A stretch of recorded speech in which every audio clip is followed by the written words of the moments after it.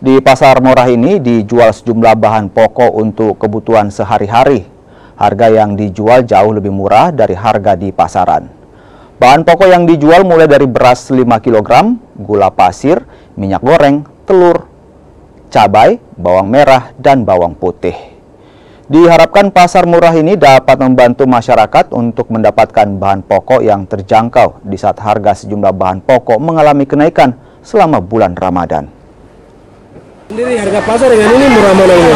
Murah sini, selisih 1-2 ribu ya, lumayan lah bagi kita orang kecil.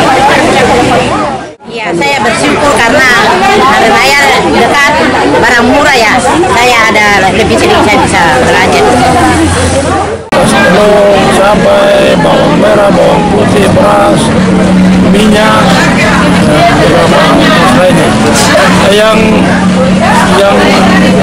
biasanya berpengaruh setiap hari ya. Naik harga, daya beli masyarakat tidak terjangkau. Kita beli hal-hal utama strategis yang